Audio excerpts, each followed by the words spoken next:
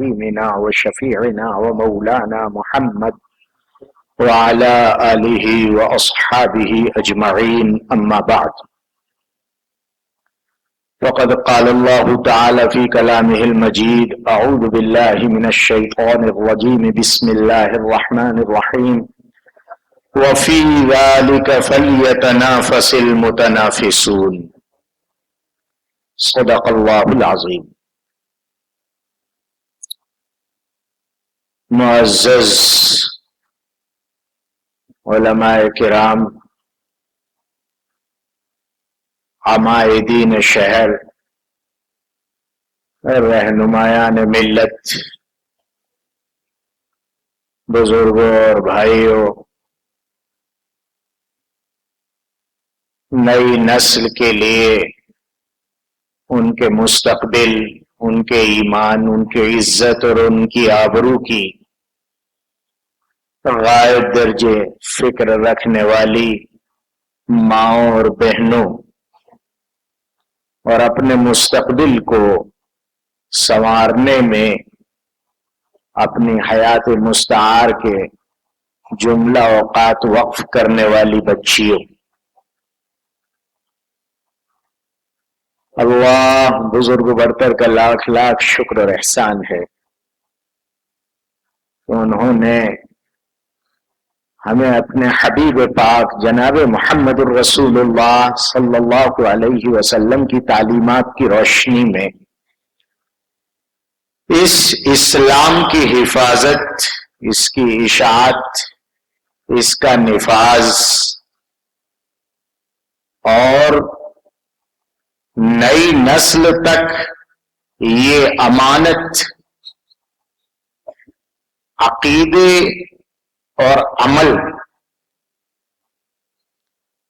دونوں صورتوں میں منتقل کی جا سکے، اس کی فکر رکھنے، فکر کرنے اور اس فکر کو عملی شکل دینے کی توفیق عنایت فرمائی۔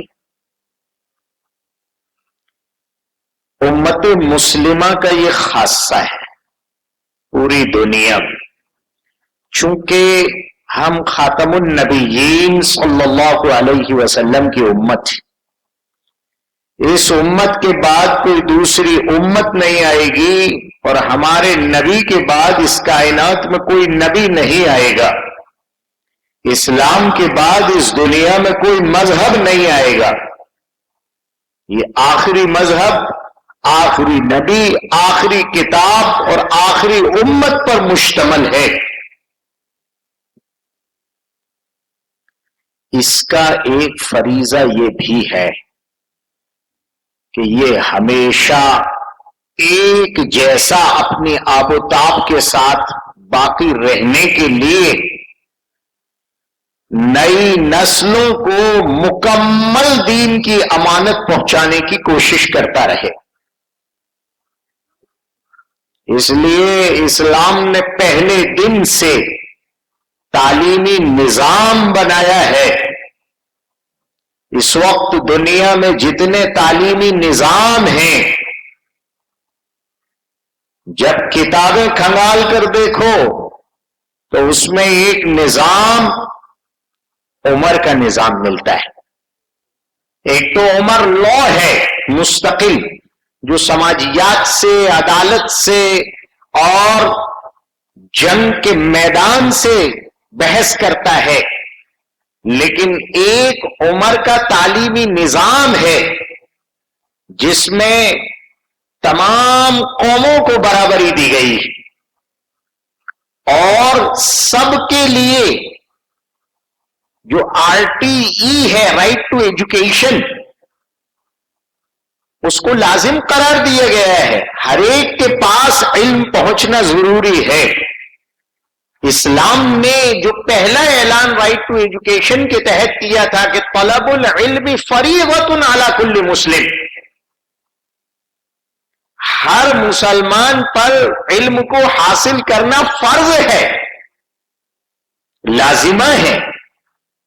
اس نے صرف حکومت کی ذمہ داری یا ماں باپ کی ذمہ داری تک نہیں رکھا تھا، بلکہ اس کو فریضہ قرار دے کر جو لوگ بچپن میں علم حاصل نہیں کر سکے ہیں ان کو جب ہوش آ جائے، جب وقت مل جائے، جتنا مل جائے، ان پر علم حاصل کرنا ضروری ہے۔ یہ ایک پیام ہے جو صرف اسلام دے رہا ہے۔ کسی بھی موقع پر جہالت پر قناعت نہیں کی جا سکتی۔ آدمی غربت پر قناعت کر سکتا ہے، مرض پر قناعت کر سکتا ہے، معذوری پر قناعت کر سکتا ہے، لیکن جہالت پر مومن قناعت نہیں کر سکتا۔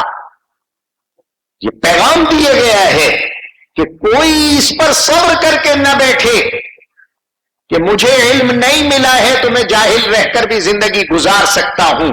اسلام کہتا ہے کہ جس طرح نماز اور روزہ فرض ہے، زکوٰۃ اور حج فرض ہیں، اسی طرح علم کو حاصل کرنا فرض ہے۔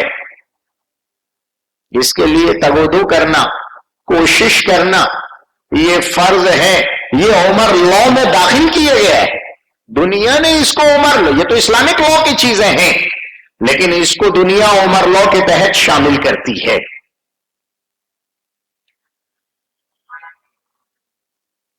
تعلیم میں دونوں چیزیں شامل ہوں گی۔ ایک تعلیم ہوگی اپنی ذات سے متعلق، اپنے اخلاق اور کردار اور اپنے انسان ہونے سے متعلق۔ ایک تعلیم ہوگی سماج اور معاشرے سے متعلق، اور ایک تعلیم ہوگی آفاق و انفس سے متعلق۔ آفاق و انفس کی تعلیم زولوجی سے بحث کرے گی، باٹنی سے بحث کرے گی، وہ میڈیکل سائنس سے بحث کرے گی۔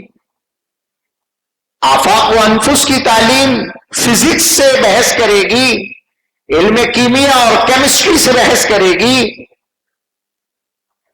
انسان کے بدن سے بحث کرے گی، اس کی ہڈیوں سے، اس کے پٹھوں سے اور اس کی نسوں سے، اس کی شریان سے، اس کے خون میں پائے جانے والے ذرات سے، اس کے دماغ سے بحث کرے گی۔ یہ انفس کی تعلیم ہے، آفاق کی تعلیم ہے، انسانی سائیکولوجی سے بحث کرے گی۔ یہ آفاق و انفس کی تعلیم میں شامل ہے، اور اس کے ساتھ ایک تعلیم ہے جو سماج اور سماجی حقوق سے بحث کرتی ہے، چھوٹے اور بڑے سے، غریب اور امیر سے، رشتہ دار اور غیر رشتہ دار سے، قریب اور دور والے سے بحث کرتی ہے، اخلاق اور آداب سے بحث کرتی ہے۔ یہ ایک تعلیم ہے، اور ایک تعلیم ہے جو بندے اور خدا کے تعلق سے بحث کرتی ہے، خدائی کائنات کے ذریعے سے خدائی تعارف سے بحث کرتی ہے۔ اس ساری تعلیم کے مجموعے کو علم کہا جاتا ہے۔ یہ جتنی بھی مباحث ہو رہی ہیں ان سب کے مجموعے کو علم کہا جاتا ہے۔ ہم سے کہا گیا ہے دنیا میں رہو تو آنکھیں کھول کر رہو، جو جو تمہاری ضرورتیں ہیں ان سب سے متعلق علم حاصل کرو۔ یہ پیغام ہمیں دیا گیا ہے۔ کیوں؟ اس لیے کہ اس دنیا میں انسان آیا ہے دنیا کو دیکھ کر خدا کو پہچاننے کے لیے، اور اس دنیا میں انسان آیا ہے اس دنیا میں غور کر کے دنیا کو اپنے لیے استعمال کرنے کے لیے۔ دنیا کی تمام تر مخلوقات میں غور کر کے اسے قابل استعمال بنانا، اس کو آپ سائنس اور اس کی ایجادات سے تعبیر کرتے ہیں۔ اور انسان کا اپنے آپ کو اس دنیا کے لیے استعمال کرنا اور اپنے آپ کو اپنے رب کے سمرپت کرنا، اس کو آپ عبادات اور اخلاقی اور دینی ہدایات سے تعبیر کرتے ہیں۔ یہ دونوں قسم کی تعلیم کا ہمیں مکلف کیا گیا، اور یہ کہا گیا کہ یہ علم حاصل کرو۔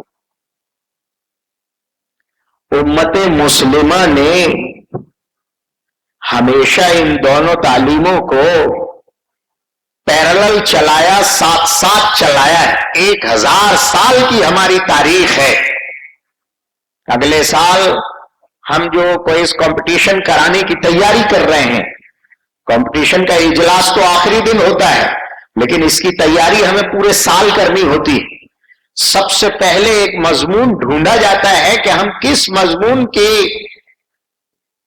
تحت ایک کتاب تیار کر کے بچوں کو دیں گے، پھر اس کے لیے مواد فراہم کیا جاتا ہے، پھر اس کو آسان بنایا جاتا ہے، پھر اس کو سوال جواب کی شکل میں لیا جاتا ہے، پھر اس کی کتاب تیار کر کے اسے مختلف فرقوں کے علماء کو پہنچایا جاتا ہے، پھر وہاں سے تصدیق آنے کے بعد اس کو چھپوایا جاتا ہے، اور پھر مارکیٹنگ کر کے اسکولوں میں، مکاتب میں اور مسلمانوں کے درمیان پھر انہیں پہنچایا جاتا ہے، پھر بچوں کو اس کو یاد کرنے اور مکاتب اور اسکولوں کو یاد کرانے پر انکریج کیا جاتا ہے۔ پھر جب وہ یاد کر لیتے ہیں تو ان کے 3 مراحل میں امتحان لیے جاتے ہیں، اور پھر آخری مرحلے میں آپ ہی لوگوں کے خوشی کے جذبے کے ذریعے سے یہ بڑے بڑے انعامات ان کامیاب ہونے والے طلبہ کو پیش کر کے ان کی حوصلہ افزائی کی جاتی ہے۔ یہ پورا ایک سلسلہ ہے جو پورے سال پر محیط۔ اگلے سال جو ہم کتاب لے کر آ رہے ہیں اس میں خاص طور سے اس عنوان ہی کو پیش نظر رکھا ہے، مسلمانوں نے دنیا کو دیا کیا کیا ہے۔ حضور اکرم صلی اللہ علیہ وسلم کے اس انقلاب نے دنیا کو کیا دیا، دور ابو بکر نے دنیا کو کیا دیا، حضرت عمر نے دنیا کو کیا دیا، حضرت عثمان کے دور میں دنیا کو کیا ملا، صحابہ نے کیا دیا، صوفیاء کرام نے کیا دیا، اسلامک سائنٹسٹوں نے جو تحقیقات کی ہیں وہ جتنے ہیں، کس نے کیا ایجاد کیا ہے، یہ جو ذہن میں ایک بات بٹھا دی گئی ہے نام بدل بدل کر، اگر جالینوس بھی ہے تو اس کو کیلنس کیا جاتا ہے، اگر فارابی ہے تو اس کا نام بدل دیا جاتا ہے، ابو حیان ہے تو اس کے نام میں تبدیلی کر دی جاتی ہے، الخوارزمی ہے تو اس کا نام بدل دیا جاتا ہے، تاکہ بچوں کے ذہن میں ایک امپریشن یہ جائے کہ علم تو انگریزوں کے یہاں سے آیا ہے۔ ہمیں اپنے بزرگوں کی اور آباء و اجداد کی اس تاریخ کو کھود کر نکال کر اپنی نئی نسل کے سامنے پیش کرنا ہوگا کہ یہ ابتدائی سائنٹسٹ ہمارے ہیں۔ محمد الرسول اللہ صلی اللہ علیہ وسلم نے جو نور علم دیا ہے، حضور کو جو علم تشریع کے ساتھ ساتھ اللہ عز و جل نے تکوین کا علم عطا فرمایا ہے، اس کی وجہ سے کائنات میں یہ انقلاب برپا ہوا ہے اور دنیا قابل استعمال بنی ہے۔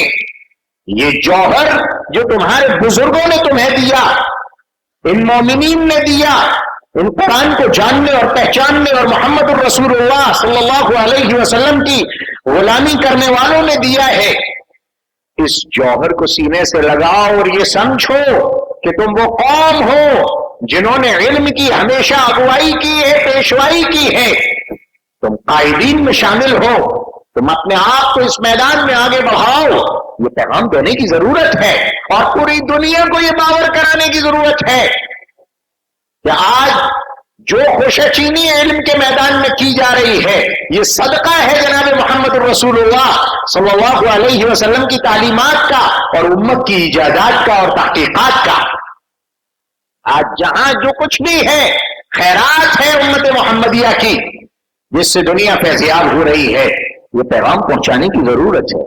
اگلی کتاب ہماری اسی پر آ رہی ہے انشاءاللہ تعالی۔ یہ اس وقت 2 مسائل کھڑے ہو گئے۔ ایک مسئلہ یہ ہے کہ کورونا کے بعد سے خاص طور سے قلوب پر تالے لگتے نظر آ رہے ہیں، اندھیرا چھاتا نظر آ رہا ہے، لوگ علوم نبوت سے، خوف خدا سے بہت زیادہ دور ہوتے چلے جا رہے ہیں۔ لگ یہ رہا تھا کہ اتنی بڑی عالمی آفت کے بعد رجوع اللہ ہوگا، لوگوں کے دلوں میں موت کا احساس ہوگا، اپنی بے ثباتی، بے قدری انسانوں کے سامنے ہوگی، یہ پوری دنیا کی یہ خوشنمائی اور رعنائی اور نعمتوں کی بے قدر ہونے کا احساس پیدا ہو جائے گا. لیکن بجائے اس کے اندازہ یہ ہوا کہ بہت زیادہ رب سے دوری، خدا فراموشی، خدائی احکامات کی نعوذ باللہ ناقدری، بے خوفی بہت تیزی سے سماج اور معاشرے میں بڑھتی چلی گئی، بہت تیزی سے. اس خدا بھولے مزاج اور ماحول نے نئی نسل پر بہت بڑا اثر ڈالا ہے. اب وہ سب چیزیں جو پہلے معیوب تھیں مسلم سماج کے لیے، دینداروں کے لیے، اب وہ فیشن بن کر بہت تیزی سے سرایت کرتی چلی جا رہی. اور ایک بہت بڑا مسئلہ یہ ہو گیا ہے کہ اب نئی نسل اب چھوٹے بڑوں کے قابو میں نہیں ہے، اب چھوٹے بڑوں کے قابو میں نہیں ہیں. اب جو چھوٹے ہیں وہ بڑوں کی چاہے بیٹیاں ہوں یا بیٹے ہوں. رسول اکرم صلی اللہ علیہ وسلم نے جو ارشاد فرمایا تھا علامات قیامت میں کہ ماں اپنی مالکن کو جنم دے گی، آج وہ دور آ گیا ہے کہ چھوٹے بڑوں پر حکومت کرنے لگے ہیں. گھروں میں آج بچوں اور نئی نسل کی حکومت طاری ہے. بزرگوں کی سیادت اور قیادت بہت پیچھے جا چکی ہے. یہ جو مزاج آیا ہے اس کی وجہ سے بچوں کو، نئی نسل کو ایمان اور ایمانی اقدار، دینی علوم، اخلاقیات، خوف خدا پہنچائیں کیسے، اسلامی تہذیب سے روشناس کرائیں کیسے. وہ ایک نئی تہذیب جو بے سر و پیر ہے، خدا بھولی ہے، وہ لے کر آ چکے ہیں اور اسے پھیلا رہے ہیں. تو یہ پوری دنیا کے ماحول کا ایک اثر ہے. اس کو آپ کسی گھر، کسی شہر، کسی علاقے یا کسی ملک سے مخصوص نہیں کر سکتے.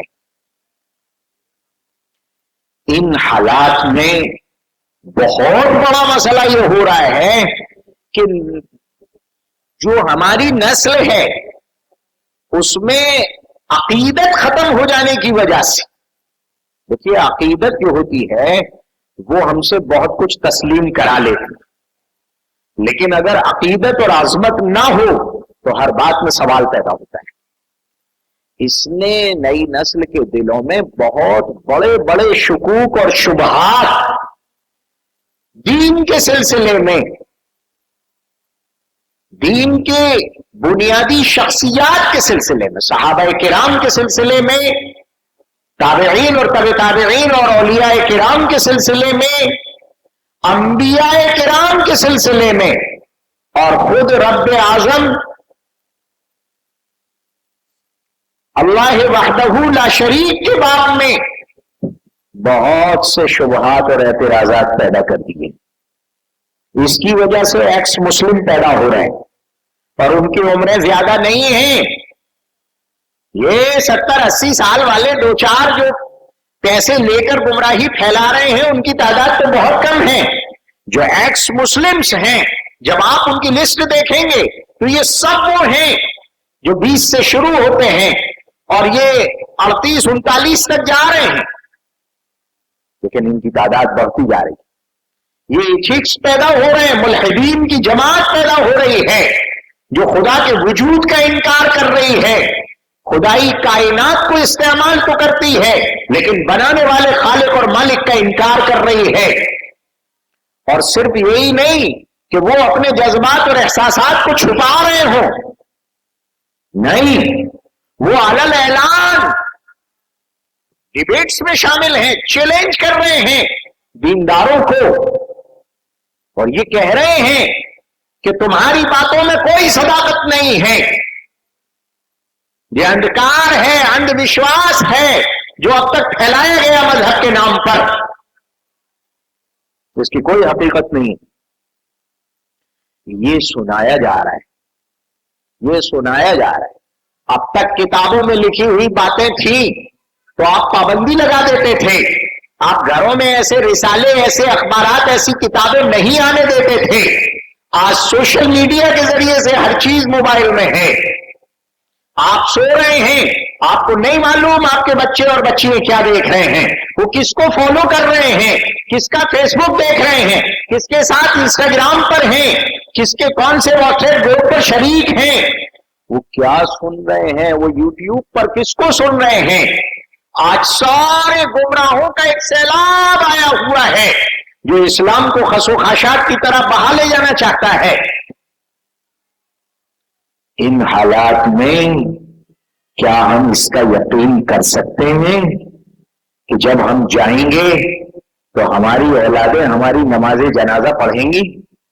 کیا ہم اس کا اعتقاد کر سکتے ہیں، اس کا یقین رکھ سکتے ہیں کہ ہم جب جائیں گے تو یعقوب علیہ السلام کی اولادوں کی طرح ہماری اولادیں بھی ہمارے بستر مرگ کے پاس بیٹھ کر یہ کہہ دیں گی کہ نعبد الہک و الہ آبائک ابراہیم و اسماعیل و اسحاق الہ واحدہ؟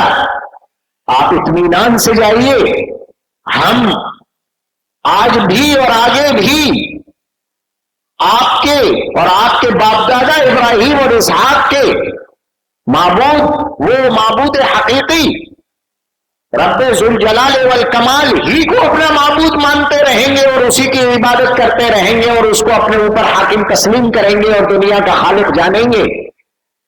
کیا ہماری نسلیں ہمارے پاس بیٹھ کر یہ کہہ پائیں گی؟ یہ بہت بڑا دنیا کا اس وقت کا سب سے بڑا سوال، اور یہ سوال صرف آپ کے لیے نہیں، یہ سوال آج ہر قوم کو درپیش۔ اس لیے آپ دیکھیں گے اسی ملک میں ہندو احیا پرستی کی تحریک بھی چل رہی ہے 1983 سے مستقل، کیونکہ ہمیں اپنے دھارمک بھاوناؤں کو بھڑکانا ہے۔ کس لیے؟ اس لیے کہ دھرم باقی رہے۔ جب عیسائیوں نے چرچ بیچنا شروع کیے تو خود عیسائی قوم کو اس کا خیال شروع ہو گیا ہے کہ کیا آئندہ مذہب باقی رہ پائے گا؟ یہ سوال اب یہود میں بھی آ رہا ہے، جینزم میں بھی آ رہا ہے، بدھزم میں بھی آ رہا ہے، لیکن یہ سب سے بڑا سوال امت مسلمہ کے سامنے اس لیے ہے کہ اس کے نبی نے اعلان کیا ہے کہ تم آخری آسمانی امت ہو۔ زمینی پیدا ہو جائے آرٹیفیشل وہ الگ بات ہے اے آئی کے، لیکن آسمانی تم آخری امت ہو، تمہارے بعد کوئی امت نہیں آئے گی، اور جو دین تمہیں ملا ہے اس کے بعد کوئی دین نہیں آئے گا۔ جو کتاب قرآن پاک کی شکل میں تمہیں دی گئی ہے اس کے بعد کوئی کتاب نہیں آئے گی۔ یہ آخری امانت ہے جو تمہیں نسل بعد نسل پہنچانا ہے۔ اگر یہ باقی رہے گی تو دنیا باقی رہے گی۔ جس دن اللہ کی معرفت اور پہچان کے ساتھ اللہ کو پکارنے والا کوئی نہیں رہے گا اس دن قیامت آ جائے گی۔ یہ اعلان آپ کے نام ہے۔ دنیا جب اپنے بنائے بنی تو اس کو ضرورت جس شریعت کی ہوگی، جس دین کی ہوگی، جس قانون کی ہوگی وہ اللہ عز و جل کی طرف سے بھیجا ہوا ہے۔ تو آج سب کو جو کراہ رہے ہیں اپنے مذہبی بندھنوں میں رہ کر، اپنی سماجی بندشوں میں رہ کر جو آج کراہنے لگے ہیں، اگر انہیں امان ملے گی تو جناب محمد الرسول اللہ صلی اللہ علیہ وسلم کے قدموں ہی میں ملے گی۔ اس اعتقاد اور یقین کے ساتھ پوری انسانیت کے درد کا درما اور زخم کا مرہم بنا کر اسلام کو زندہ اور باقی رکھنا اور اس کی عملی شکل کے ساتھ اپنی نسلوں میں بھی منتقل کرنا اور دوسروں کے لیے اسے اٹریکٹو، جاذب اور عقلیت والا بنا کر پیش کرنا، یہ امت محمدیہ کی ذمہ داری ہے۔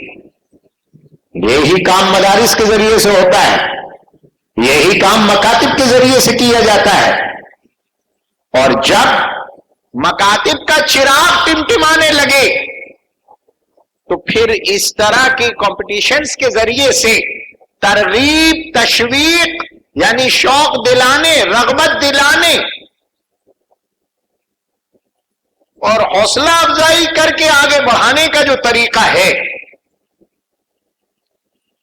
اس طرح درسی طریقے سے ہٹ کر بچوں کو انعامات کا شوق دلایا جائے، اسٹیج کی زینت بننے اور لوگوں کے درمیان ان کی حوصلہ افزائی ہو، اس کا ایک شوق انہیں اور ان کے ماں باپ کو دلا کر اسلامی معلومات ان کے سینوں تک پہنچائی جائیں۔ آج تک یہ ہوتا رہا کہ قرآن کریم کے احکام کو سمجھانا بہت مشکل کام ہے، اس لیے احکام قرآنی کو جہاں کہیں کوئی مفسر بیٹھے گا وہاں سمجھا جائے، لیکن جب سوشل میڈیا پر اسلامی احکام کا مذاق اڑایا جانے لگا، ان میں ان کے عقلیت کے خلاف ہونے کی آواز لگائی جانے لگی، اور یہ ایک تصور یہ دیا جانے لگا جن لوگوں کو، جو آزادی کے اظہار والے لوگ ہیں، جن کی ذہنیت آزاد ہے، انہیں اسلام پسند نہیں ہے، ایسے غیر اسلام پسند مسلمانوں کو جب ڈر لگتا ہے یہ کہتے ہوئے کہ قرآن میں قانون غلط لکھا ہے، اس پر عمل نہیں ہو سکتا، اس سماج کا خوف ہے، وہ اپنا لبادہ مسلمان باقی رکھنا چاہتے ہیں، تو ان کی طرف سے صدا آتی ہے کہ یہ ملائی اسلام منظور نہیں ہے۔ یہ جو قوانین سنائے جا رہے ہیں، جو احکام بتلائے جا رہے ہیں، یہ تو علماء نے ایجاد کر رکھے ہیں۔ جب یہ طعن آنے لگا، ہم نے کہا اب دروازے کھول دیں گے ہم، اور قرآنی احکام ہم بچے اور بچیوں تک سب تک پہنچائیں گے، آیات قرآنی کے ساتھ پہنچائیں گے، ان کو باقاعدہ احکام قرآن کا ترجمہ سنا دو، یاد کرا دو، تاکہ انہیں یہ پتا رہے کہ معاشرت سے متعلق یہ حکم قرآن کا ہے، سود سے متعلق یہ حکم قرآن کا ہے، نکاح اور طلاق سے متعلق یہ حکم قرآن میں موجود ہے، اخلاقیات سے متعلق، پڑوسیوں سے متعلق، ماں باپ سے متعلق یہ احکام قرآن پاک میں ہیں۔ وہ اس کو سمجھیں اور اس کا یقین کریں۔ اس کے لیے باقاعدہ اس سال اسی پس منظر میں جو کتاب تیار کی گئی تھی وہ احکام قرآنی ہی کے نام سے تھی، اور اس میں قرآن پاک کے احکام کو ہی موضوع بنایا گیا، ان آیات کو جمع کیا گیا، اور کئی تفاسیر کی روشنی میں ان کا ترجمہ اور ان کا مفہوم نکالا گیا۔ ترجمے سے بات واضح مشکل سے ہوتی ہے، اس لیے آیات کا مفہوم نکالا گیا اور وہ بچوں اور بچیوں تک پہنچا دیا گیا۔ اللہ کا شکر احسان ہے کہ اس سال بھی ہم 3000 بچوں تک اپنا پیغام پہنچا پائے ہیں، اگرچہ شہر میں پائے جانے والے 2.5 لاکھ بچوں میں سے اگر صرف 3000 تک پیغام پہنچتا ہے تو یقیناً یہ ہماری بہت بڑی اس کو کمزوری یا ناکامی ہی سے تعبیر کیا جائے گا۔ ہمیں ہدف جتنے بچے ہیں امت کے سب کو بنا کر رکھنا ہے۔ تعلیم اسلامی سب کے لیے ہے، قرآن سب کے لیے ہے، اور عمل سب پر لازم ہے، تو یہ احکامات سب تک پہنچانا ضروری ہے۔ 3000 بچوں نے حصہ لیا تھا، امتحان میں کھرچتے چھٹتے کم ہوتے جاتے ہیں، آخری امتحان میں آتے آتے تو بیچارے اتنے ہی رہ جاتے ہیں جتنے ہم سہار کر پاتے ہیں۔ اس وقت میں یہ 305 بچے اس وقت احمد نگر مسجد اور ڈاکٹر عمران علی صاحب کے ہاسپٹل میں امتحان دے رہے ہیں، علاج نہیں کرا رہے ہیں، امتحان دے رہے ہیں۔ عجیب بات یہ ہو رہی ہے جب تجربہ کیا میدان میں آ کر کہ لڑکیاں لڑکوں سے آگے ہیں، اسی لیے سجنے اب پیچھے چلے گئے ہیں، دیویاں آگے، اور دیویاں جتنی مضبوطی سے پارٹیسپیٹ کرتی ہیں ان کا مقابلہ یہ دیووں کے لیے مشکل ہو رہا ہے۔ تعداد بڑھتی جا رہی تھی، میں اس سے پہلے عرض کر رہا تھا کہ شاید ایک دن وہ آ جائے کہ ہمیں پردے میں بیٹھنا پڑے اور اسٹیج ان کے حوالے ہو۔ آج وہ وقت آ چکا ہے کہ ہم 50-50 پر ہیں. آج یہ وقت آ چکا ہے بچیوں کی تعداد کے بڑھ جانے کی وجہ سے، بڑی طالبات کے پردہ نشین ہونے کی وجہ سے اور ان کے پارٹیسپیٹ کرنے کی وجہ سے آج ہمیں ایک دوسرا اسٹیج لگانا ہوا ہے. اس میں لکھنؤ سے ہم نے ڈاکٹر سبوہی صاحبہ کو بلایا چیف گیسٹ بنا کر بھی اور اسپیکر بنا کر بھی، کہ جو بڑی طالبات کامیاب ہوں گی وہ پردے کی وجہ سے یہاں نہیں آ سکتی. جب نکاح میں نہیں بلایا جاتا تو ہم انعام دینے کے لیے یہاں مجمع مردوں کے مجمع میں کیوں بلا لیں؟ یہ اہتمام پردے کے پیچھے کیا جا رہا ہے کہ بڑی طالبات کو انعام بھی عورتوں ہی کے ذریعے سے دلایا جائے. عورتیں ہی دے دیں، عورتیں ہی لے لیں، لیکن 50-50 تک ہم آ چکے ہیں. اور لڑکوں کو زندہ باقی رکھنے کے لیے ہمیں یہ کرنا پڑا کہ لڑکوں کے فرا الگ ہو، لڑکیوں کی الگ ہو. جب یہ گروپ الگ الگ کیے تب بھی آپ سن رہے ہوں گے کہ لڑکوں کے گروپ میں 200 تھے مفہوم یاد کرنے والے آیات کا، اور اس کے او بھائی او بھائی او بھائی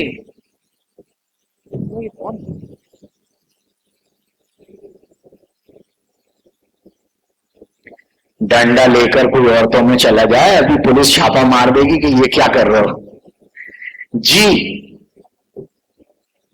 مرد لڑکوں کی جو فرا ہے اس میں 200 بچے تھے، لڑکیوں کی فرا میں 700 تھے.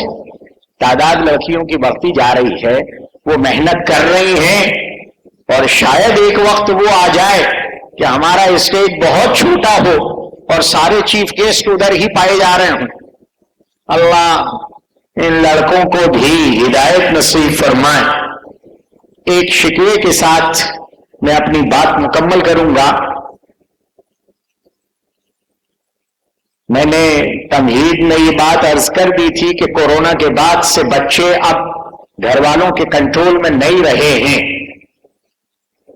یہاں تک جو سائیکولوجی پر بہت بڑا اثر پڑا ہے اس سے انکار نہیں کیا جا سکتا، لیکن ایک بہت بڑا شکوہ یہ ہے کہ ہمارے بچوں کے پیرنٹس آج بھی اپنے بچوں کی دینی تعلیم اور ان کے دینی مستقبل کے لیے سنسیئر نہیں ہیں. یہ بہت افسوسناک پہلو ہے جس پر ہم سب کو اپنے دوستوں کی مجلسوں میں، اپنے خاندانوں میں، اپنے گھرانوں میں باقاعدہ موضوع بحث بنانا چاہیے. بہت بڑی ذمہ داری ہے. کل اللہ عز و جل کو منہ دکھانا ہے. کیا چھوڑ کر آئے ہیں؟ ان شکوک و شبہات، قیامت کے قریب اٹھنے والے فتنوں کا علاج اگر دنیا میں کہیں بھی کسی بھی طرح سے کیا جا رہا ہے تو ہمیں اپنی نسلوں کو اس میں شامل کرنے کی کوشش لازمی طور پر کرنی چاہیے. بہت افسوس ہوتا ہے بہت ساری محنت کے بعد اچھے خاصے دیندار لوگوں کی طرف سے جتنی بے توجہی نظر آتی ہے اس کو دیکھ کر ڈر لگتا ہے کہ کیا آئندہ یہ گھرانے دیندار باقی رہ پائیں گے. اس پر ہمیں غور کرنے کی ضرورت ہے. اکیڈمی کا پیغام پوری امت کے نام ہمارے بزرگوں کی طرف سے انشاءاللہ پیش کیا جاتا رہے گا. ہمارا ایک ہی پیغام ہے، یہ شکوک و شبہات کے اندھکار میں، کالے بادلوں کے درمیان اگر ایمان کا نور باقی رکھنا ہے تو ہمیں اس طرح کی کاوشات میں اپنے بچوں کو شریک رکھنا ہے. ان کے دلوں کو قرآن کے نور سے اور جناب محمد الرسول اللہ صلی اللہ علیہ وسلم کی تعلیمات کے نور سے مزین کرنا ہے. حضور اکرم صلی اللہ علیہ وسلم نے ارشاد فرمایا تھا کہ یاد رکھو میں تم میں دو چیزیں چھوڑ کر جا رہا ہوں، کتاب اللہ و سنتی.